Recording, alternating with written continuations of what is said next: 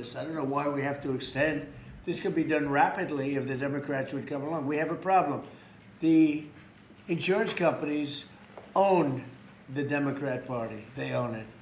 And the Democrats having a hard time. They give a lot of money to the Democrats. Very little money to Republicans, by the way. A lot of money to Democrats. And they're going to have to decide, do they want to do the right thing or do they want to be beholden to the, insurance companies? They're making a fortune. I want the money to go to the people. Go ahead, Oz. How would you say that? I agree with the president. We have some ideas out there. Congress is working through some concepts. But I just want to emphasize that the ACAs are not imploding based on the data we just received from the federal marketplace. This can go very quickly, actually. Yes, please. Mr. President, can I ask you clarify something for me on the Federal Reserve? How many people are you interviewing for the Fed chairman, and what did you think of Chris Waller? I think he's great. I mean, he's been a man who's been there a long time, somebody that I was very involved with in the sense of his career, and he's a fantastic man. I met him yesterday, again. So how many people are you looking at? We're talking to 3 or 4. I think every one of them would be a good choice, honestly. We'll be making a decision pretty quick. Is Michelle Bowman on that list too? Are you going to interview her? She's fantastic. She's a fantastic person. Thank you, Mr. President. Some GOP lawmakers have written to you in recent days saying they're concerned this executive order could normalize drug use for youth. How would you respond to them? You're talking about this particular today?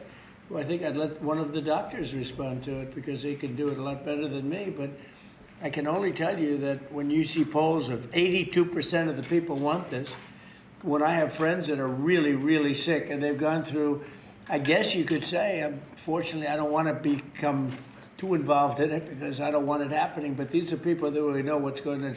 Very smart people. This is one of the most successful people in the country and a very brilliant guy. And when they go through this horrible ordeal of cancer or other things, and they realize that this is something that makes them feel better without all of the side effects of some of the drugs where you're just totally knocked out and out of it. But I'd like to have one of the doctors maybe respond because you people do it better than anybody. I'm happy to respond. Yes. I mean, and my answer is we have had cannabis scheduled for how long? And it hasn't protected neither the adolescents nor the adults. We have 20 million people in the United States with a cannabis use disorder. This is not legalizing it.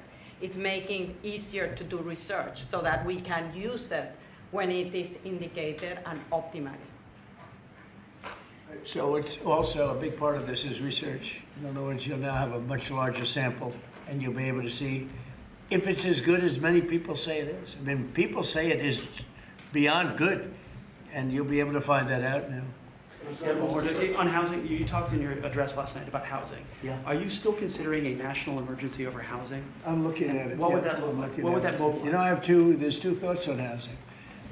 You have a lot of people have housing that because we have such a strong time and such a strong market, their houses are very valuable. It's a big part of their net worth, their house. I don't want to knock those numbers down because I want them to continue to have a big value for the house. At the same time, I want to make it possible for young people out there and other people to buy housing. In a way, they're at conflict. In other words, you create a lot of housing all of a sudden, and it drives the housing prices down. So I want to take care of the people that have houses that have a value to, to the house that they never thought possible, that have sort of made them wealthy and happy, and especially in their later years. Got to be careful with that. I want to keep them up. At the same time, I want to make it possible for people to go buy houses. Daniel, please. Mr. President, you announced the Warriors dividend Yeah. last night in your primetime speech. Very patriotic, very generous. What was the rationale and the thought process? How did you come up with the idea? What made you want to give back to Well, our the troops? 1776 was easy to come up with because we're actually at 1775. The number was 1775, and I said, wow. I think we can afford one more dollar. But they came up to me, it was $1,775. So I said, well, let's add a dollar to it. I think we can find that. And very simple, we've had a military that, in my opinion, by other presidents was not treated well. They're incredible. They're our finest people. They're protecting us. And because of tariffs, we're taking in billions and billions of dollars more than we ever have before, with no inflation, by the way, with no inflation. You saw the inflation numbers, they just came out today. What great timing. Practically no inflation. And yet we're taking in hundreds of billions of dollars. And this is small potatoes by comparison, but it's a way of taking care of our warriors, our soldiers.